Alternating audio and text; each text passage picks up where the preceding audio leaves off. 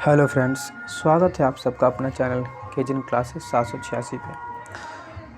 आज मैं आप लोग के लिए क्लास 10th बायोलॉजी चैप्टर 2 श्वसन का क्वेश्चन आंसर, जिसमें आप लोग को वस्तुनिष्ठ प्रश्न, अति लघु उत्तरीय, लघु उत्तरीय, भरने वाला, ये सब सारा क्वेश्चन आज हम लोग देखेंगे। ठीक है। और आपको बता देना चाहते हैं कि जो लोग इसका थ्योरी वीडियो नहीं देखे हैं प्लीज़ वो जाकर देखें, और उसको देखने के बाद आप क्वेश्चन खुद से कर सकते हैं। ठीक है। काफ़ी अच्छे तरीके से समझाया गया है। तो चलिए हम स्टार्ट करते हैं। तो आज हम लोग श्वसन का क्वेश्चन आंसर देखने वाले हैं। ठीक। चलिए, तो ये रहा हमारा पहला क्वेश्चन, वस्तुनिष्ठ प्रश्न। पहला है, इनमें सामान्यतः किसका उपयोग कोशिका द्वारा ऊर्जा उत्पादन के लिए होता है? तो मैंने बताया था कि ऊर्जा उत्पादन के लिए जो ऑक्सीजन जिसको ऑक्सीकृत करता है वो ग्लूकोज होता है। कौन सा होता है? ग्लूकोज। क्योंकि ग्लूकोज जो है प्रत्येक कोशिका में क्या होता है? ग्लूकोज ही होता है। और ऑक्सीजन वहाँ पहुँचता है श्वसन के दौरान, और इसको ऑक्सीकृत कर करके इसको CO2 और जल और कुछ ऊर्जा में क्या कर देता है? तोड़ देता है। ठीक है। चलिए नेक्स्ट क्वेश्चन देखेंगे। दूसरा नंबर, पौधे में किस क्रिया के द्वारा बाहरी वातावरण से ऑक्सीजन कोशिकाओं को पहुंचता है? तो बताए थे पौधा में जो ये क्रिया होता है वो होता है विसरण विधि के द्वारा। किस विधि के द्वारा? विसरण विधि के द्वारा। और ये वायवीय श्वसन के अंतर्गत होता है। और ये किण्वन जो होता है बताए थे कि ये अवायवीय श्वसन में होता है, यानी ऑक्सीजन की अनुपस्थिति में होता है। और ये जो है एक ईस्ट नामक जीव में होता है। ठीक है। चलिए नेक्स्ट क्वेश्चन 3 नंबर, मनुष्य के ट्रैकिया में पाए जाते हैं। तो मनुष्य के ट्रैकिया में ये पाए जाते हैं ख नंबर, उपास्थि के बने अपूर्ण वलय। ये ट्रैकिया होता है और ये इस तरीके से उपास्थि का बना हुआ एक अर्ध वलय होता है, ये ट्रैकिया के अंदर मिलता है। तो ट्रैकिया किस में पाया जाता है? उपास्थि के बने अपूर्ण वलय, या इसी को बोलते हैं अर्ध वलय। ठीक है। चलिए नेक्स्ट क्वेश्चन 4 नंबर, श्वसन की क्रिया में खाद्य पदार्थ का क्या होता है? तो श्वसन की क्रिया में खाद्य पदार्थ का विघटन होता है। क्या होता है? विघटन मीन्स खाद्य पदार्थ जो हम खाते हैं वो श्वसन की क्रिया में वो टूटता है, यानी विघटित होता है। चलिए अगला सवाल देखेंगे 5 नंबर, अवायवीय श्वसन कोशिका के किस भाग में होता है? बताए थे कि जो ग्लूकोज होता है वो ग्लूकोज सबसे पहले कोशिका द्रव में पाइरूवेट में टूटता है, और उसके बाद पाइरूवेट को टूटने के लिए जब ऑक्सीजन नहीं होता है तो वो कोशिका द्रव में ही टूट जाता है। ठीक है। तो यहाँ पे कहता है कि अवायवीय श्वसन कोशिका के किस भाग में होता है? तो अवायवीय श्वसन कोशिका द्रव में ही होता है। और ये माइटोकॉन्ड्रिया में क्या होता है? तो माइटोकॉन्ड्रिया में होता है वायवीय श्वसन, यानी ऑक्सीजन की उपस्थिति में। तो यहाँ पूछा था अवायवीय श्वसन, इसलिए हम लोगों ने दिया कोशिका द्रव। और इस दरमियान क्या बनता है बताते चलें आपको। इस दरमियान एथेनॉल, जिसको हम बोलते हैं C2H5OH, एथेनॉल, और कुछ साथ में CO2 बनता है, और बहुत ही कम मात्रा में ऊर्जा बनता है क्योंकि ऑक्सीजन की अनुपस्थिति है इसलिए। 6 नंबर, मनुष्य में सांस लेने और छोड़ने की क्रिया को क्या कहा जाता है? मनुष्य में सांस लेने और छोड़ने की क्रिया को कहते हैं श्वासोच्छ्वास, क्योंकि श्वासोच्छ्वास को बोलते हैं प्रश्वास और उच्छ्वास। प्रश्वास का मतलब ऑक्सीजन लेना और उच्छ्वास का मतलब CO2 छोड़ना, ये दोनों क्रिया इसके अंतर्गत आता है, इसीलिए बोलते हैं सांस लेना और छोड़ने की क्रिया को बोलते हैं श्वासोच्छ्वास। चलिए 7 नंबर, आणविक ऑक्सीजन के उपलब्ध नहीं होने से पाइरूवेट का परिवर्तन जंतुओं में किस यौगिक में होता है? जब ऑक्सीजन उपलब्ध नहीं होगा, जब ऑक्सीजन उपलब्ध नहीं होता है, तो जब ऑक्सीजन उपलब्ध नहीं होता तो पाइरूवेट का जो परिवर्तन होता है वह जंतुओं में किस में होता है? तो जंतुओं में लैक्टिक अम्ल में होता है। किस में होता है? लैक्टिक अम्ल में होता है। चलिए नेक्स्ट क्वेश्चन 8 नंबर, पौधों में गैसों के आदान प्रदान के लिए रहते हैं। तो पौधे में गैसों का आदान प्रदान के लिए रंध्र पाया जाता है। क्या पाया जाता है? रंध्र, छिद्र, जिसके द्वारा वो गैस का क्या करते हैं? आदान प्रदान करते हैं। चलिए नेक्स्ट क्वेश्चन 9 नंबर, निःश्वास द्वारा निकली वायु में रहती है। निःश्वास द्वारा निकली वायु में रहती है, तो जो वायु निकलता है उसमें क्या होता है? तो CO2, हम जो CO2 छोड़ते हैं, क्या छोड़ते हैं? CO2 छोड़ते हैं। चलिए आगे बढ़ेंगे। चलिए क्वेश्चन नंबर 1 देखेंगे, भरने वाला हर एक स्थान है। ठीक है। वह क्रिया जिसके द्वारा कोशिकाओं में ग्लूकोज के ऑक्सीकरण से ऊर्जा का उत्पादन होता है। तो ऊर्जा का उत्पादन कब होता है? जब हम श्वसन करते हैं, तो वह क्रिया क्या कहलाती है? श्वसन। क्या कहलाती है? श्वसन कहलाती है। दूसरा नंबर, मनुष्य का दायां और बायां नासिका बेशम किसके द्वारा एक दूसरे से पृथक होता है? तो बताए थे नासिका बेशम जो होता है वो नाक में, वो नासिका पट्टी के द्वारा, ठीक है, नासा पट्टी के द्वारा क्या होता है? अलग होता है, यानी पृथक होता है। नासिका पट्टिका, नासिक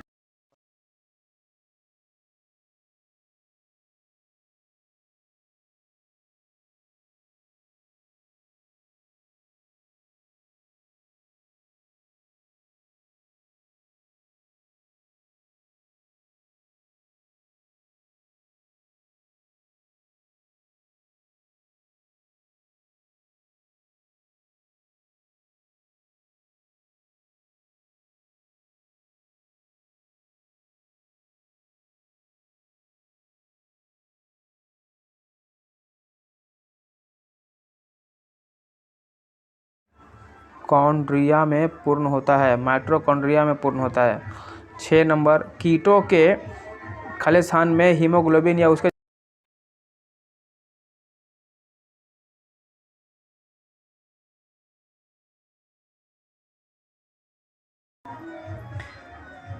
चलिए नेक्स्ट क्वेश्चन देखेंगे। मछली में गिल्स एक चपटी थैली में होती है जिसे क्या कहते हैं? तो बताए थे कि मछली में जो गिल्स होता है चपटी थैली में बंद होता है, और उस चपटी थैली को ही हम गिल्स कोस्ट या गिल कोस्ट के नाम से भी जानते हैं, गिल कोस्ट, ठीक है, गिल कोस्ट के नाम से जानते हैं। चलिए नेक्स्ट हमारा सवाल हो जाएगा अति लघु उत्तरीय प्रश्न। पहला, ऑक्सीजन की अनुपस्थिति में ग्लूकोज का ऑक्सीकरण, ग्लूकोज के ऑक्सीकरण को क्या कहते हैं? तो ऑक्सीजन की अनुपस्थिति में हुआ तो इसको बोलते हैं अवायवीय श्वसन। क्या बोलते हैं? अवायवीय श्वसन। चलिए लिखेंगे नहीं, बहुत टाइम हो जाएगा, लंबा वीडियो हो जाएगा, ठीक है, मैं बता दूंगा, सिर्फ मुंह से बोल दूंगा, आप लोग सुन के लिख लीजिएगा। दूसरा नंबर देखते हैं, ऑक्सीजन की उपस्थिति में ग्लूकोज के ऑक्सीकरण को क्या कहते हैं? तो देखिए ऑक्सीजन की उपस्थिति बोला है मीन्स वायवीय श्वसन। कैसे श्वसन? यहाँ आंसर हो जाएगा वायवीय श्वसन। 3, जैव कोशिकाओं में रासायनिक ऊर्जा का सार्वजनिक वाहक क्या कहलाता है? तो जैव कोशिका में जो रासायनिक ऊर्जा का सार्वजनिक वाहक होता है वो एटीपी होता है। कौन होता है? एटीपी। चलिए 4 नंबर, कोशिका ईंधन किसे कहते हैं? तो कोशिका ईंधन ग्लूकोज के कहते हैं। किसको कहते हैं? ग्लूकोज को कहा जाता है, जिसका सूत्र क्या होता है? C6H12O6, ठीक है। चलिए 5 नंबर, संपूर्ण श्वसन क्रिया के 2 प्रमुख चरणों के नाम लिखें। संपूर्ण श्वसन क्रिया के 2 प्रमुख चरण, ठीक है, तो 2 प्रमुख चरण कौन कौन है? पहला चरण जो होता है वो कहाँ होता है? तो पहला चरण होता है कोशिका द्रव में। कहाँ होता है?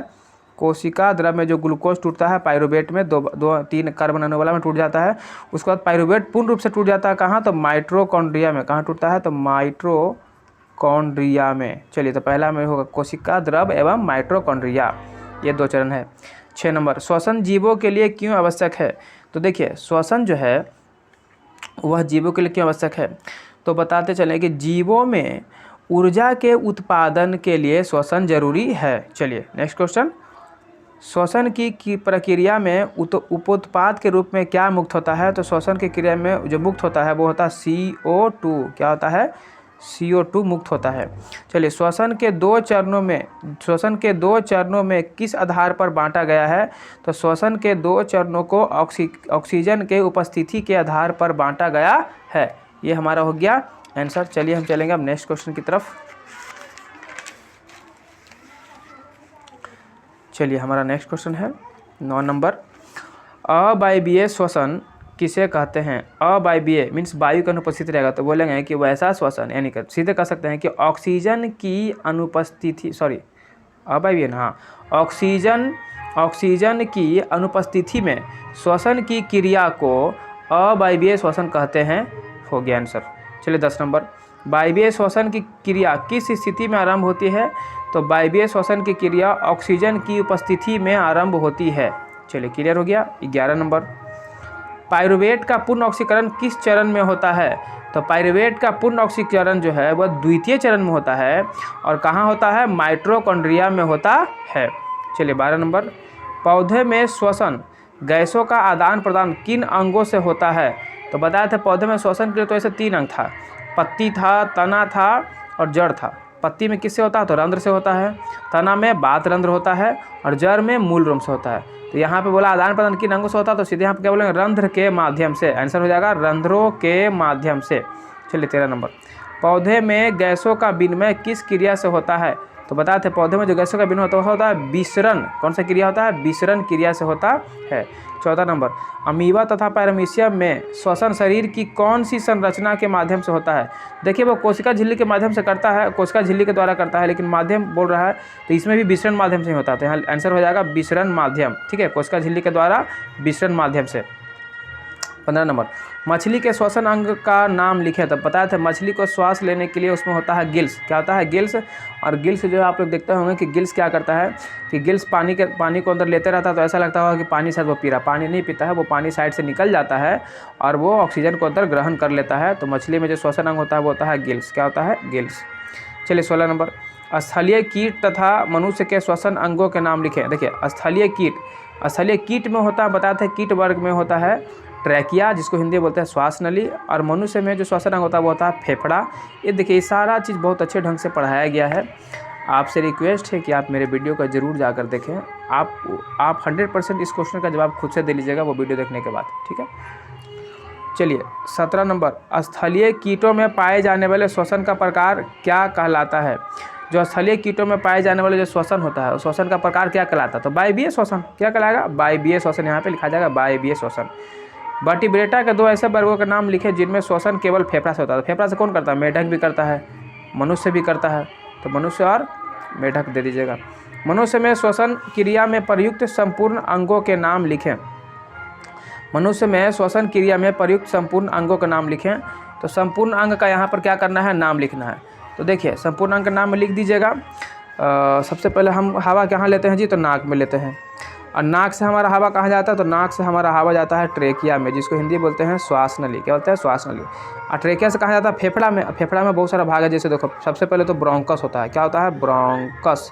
अब ब्रोंकस आगे जाकर टूट जाता है किसमें? ब्रोंकीओल्स में। किससे टूटता है? ब्रोंकीओल्स में। और ब्रोंकीओल्स आगे जाकर टूटता है वायु के आगे होता है वायु कोश, जिसमें रक्त भरा होता है। और रक्त जो है रक्त में हीमोग्लोबिन होता है।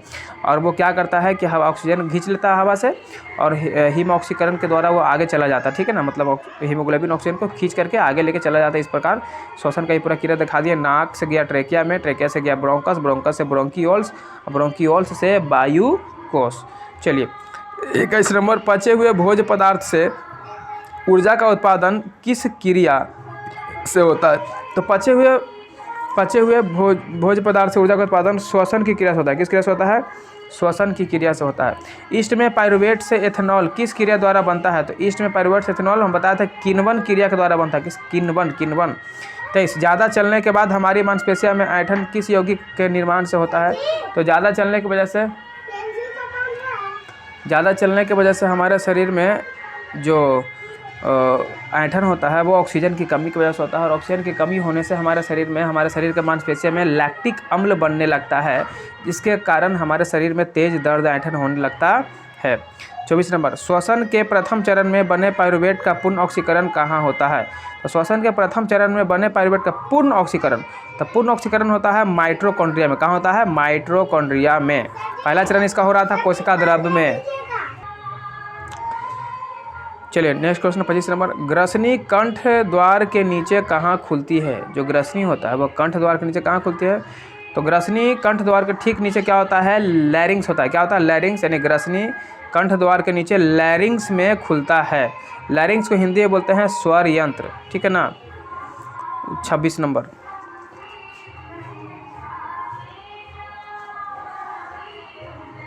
प्रत्येक श्वसनी फेफड़े में प्रवेश का विभाजित होने के बाद क्या बनती है? जितना भी श्वसनी फेफड़े हैं उस पर प्रवेश कर विभाजित होने के बाद आखिर क्या बनता है? तो आपको पता होना चाहिए कि विभाजित होने के बाद जो है,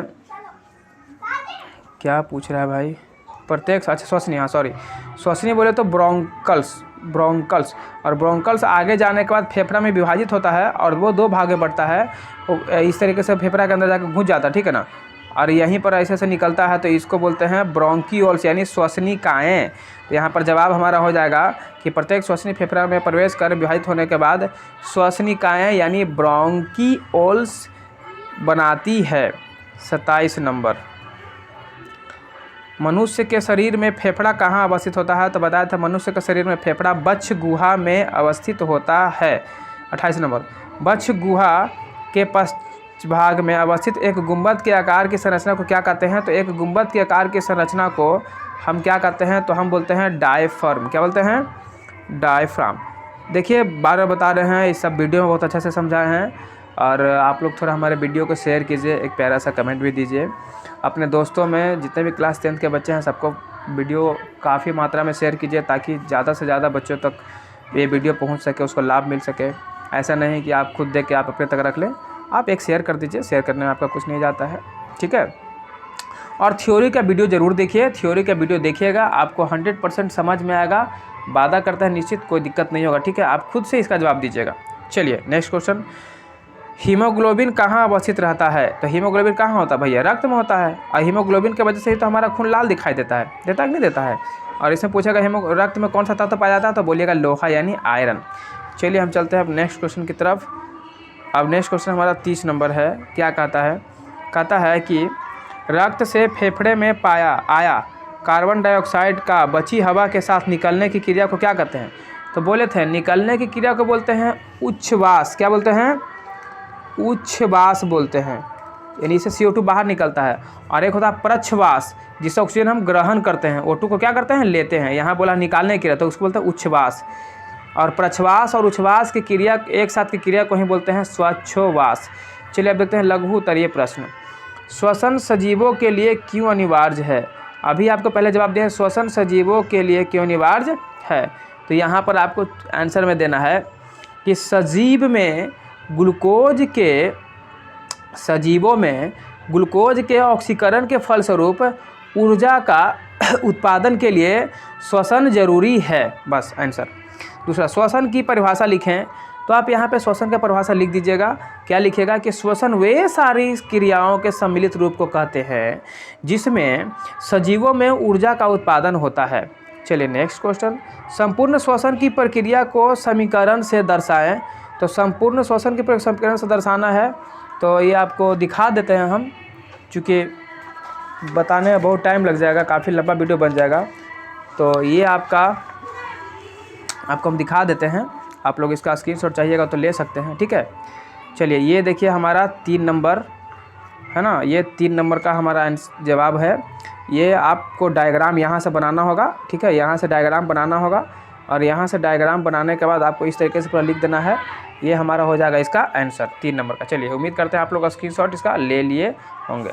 चलिए अब आते हैं 4 नंबर। ग्लूकोज के आंशिक ऑक्सीकरण से किन किन यौगिकों का निर्माण होता है?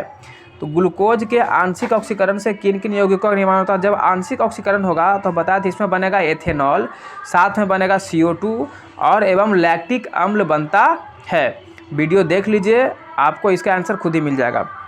क्लास का वीडियो देखिए। 5 नंबर। लगातार दौड़ने से व्यक्ति के पेशियों में दर्द क्यों होता है? तो बताया था लिखना है कि लगातार दौड़ने की वजह से व्यक्ति के शरीर में ऑक्सीजन की कमी होने लगती है, और ऑक्सीजन की कमी होने की वजह से ग्लूकोज का पूर्ण ऑक्सीकरण नहीं हो पाता है, और पूर्ण ऑक्सीकरण नहीं होता जिसके कारण ग्लूकोज जो है वो लैक्टिक अम्ल बनाता है, लैक्टिक अम्ल बनने लगता है। सॉरी, एक फिर से बोल देता, ठीक है, लिख लीजिएगा। लगातार दौड़ने से व्यक्तियों के शरीर में ऑक्सीजन का अभाव हो जाता है, जिसके कारण ग्लूकोज का पूर्ण ऑक्सीकरण नहीं होने के कारण लैक्टिक अम्ल बनता है, जिसके कारण पेशियों में दर्द या ऐंठन होने लगता है। चलिए 5। किण्वन किस प्रकार का श्वसन है?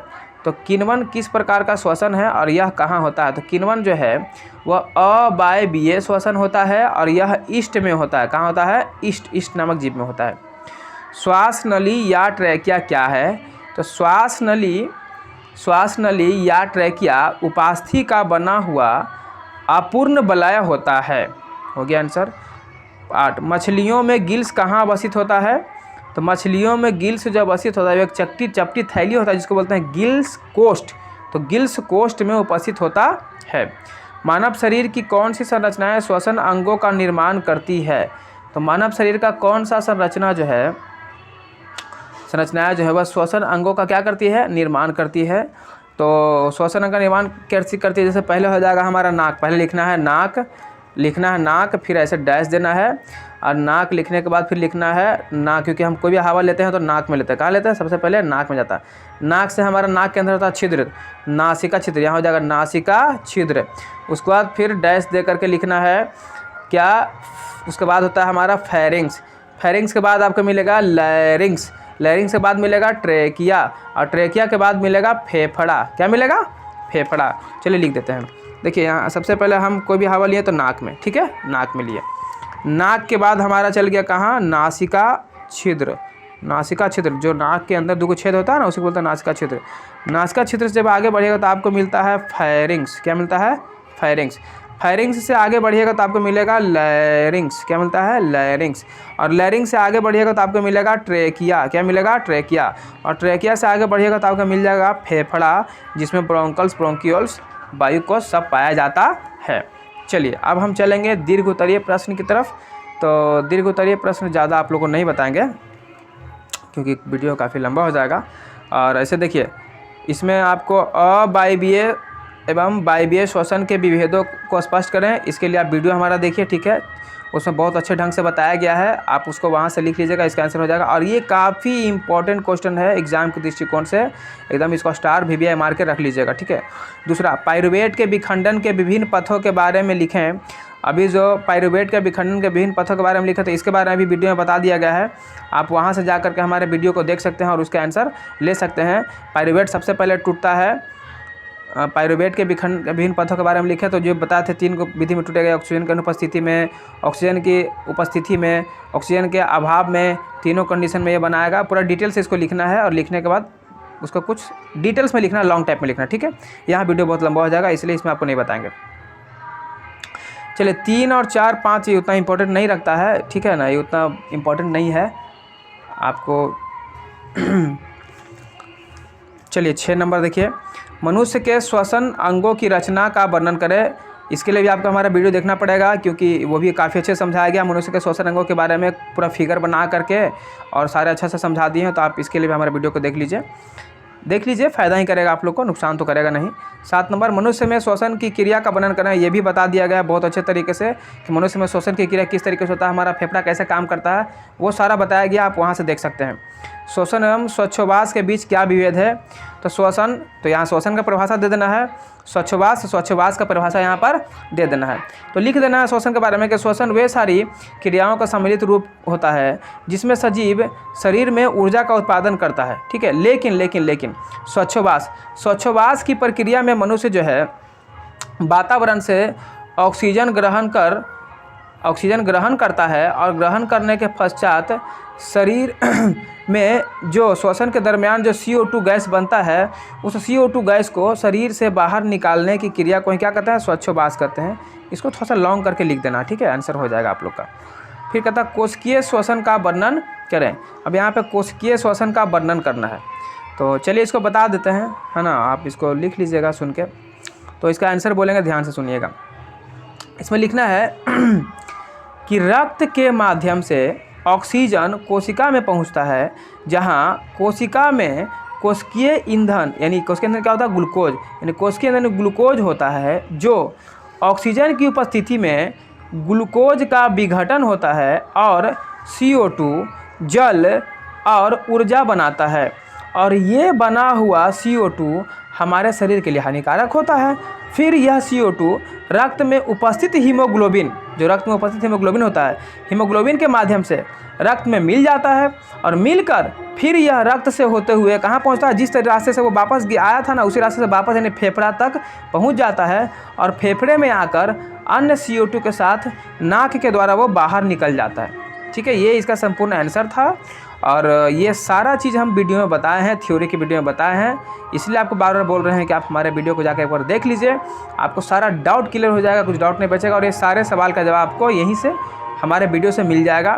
तो इसके लिए माफ़ी चाहते हैं कि चूँकि देखिए वीडियो काफ़ी लंबा हो जाएगा, इसलिए नहीं बता पाते हैं, ठीक है। तो और हमारे वीडियो को आप लाइक कर रहे हैं तो हमारे वीडियो को शेयर ज़रूर कीजिए दोस्तों में, ठीक है। तो मिलते हैं नेक्स्ट वीडियो में, तब तक के लिए जय हिंद, जय भारत, अपना ख्याल रखिए, चलिए।